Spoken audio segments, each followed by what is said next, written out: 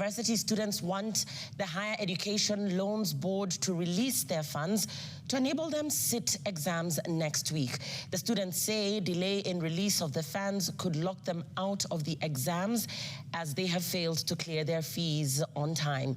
The students also want the Ministry of Education to pronounce itself on the fate of the first and second year student affected by the new funding model that has been declared unconstitutional by the courts. Brenda Wanga reports.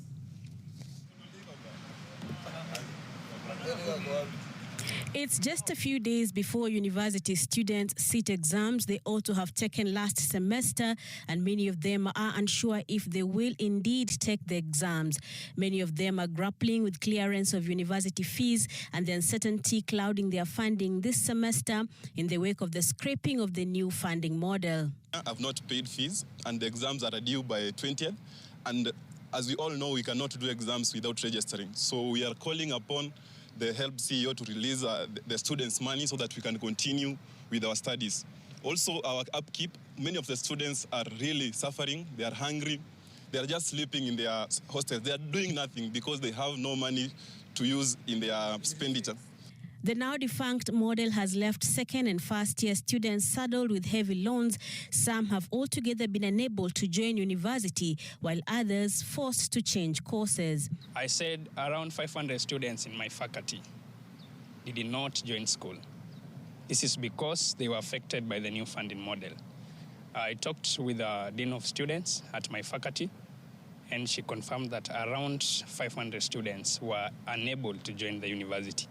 So my question is, the new funding model was scrapped down. How are these students now who didn't join last year? Are they going to join the school this year, or what is going to happen?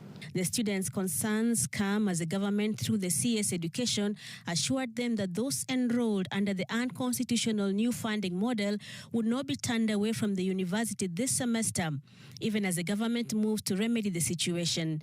However, the students say the old model should kick in. The DUC was better, yes. Number one, all students were equal. Were equal because we all pay equal taxes as Kenyans, so it made sense for us to pay equal fees. And every learner had an opportunity to pursue their cause.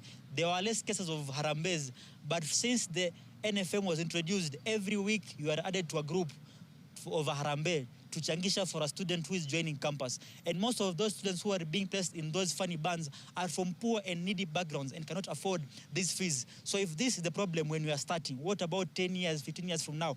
While the students now want HELB to release their funds before the end of this week to alleviate their suffering and assist them in clearing their fees, the Kenya Post-Primary Education Teachers Union, COPET, is warning that the delay in releasing capitation for the first term of learning has the potential of compromising the academic calendar. The government knew the schools were going to open.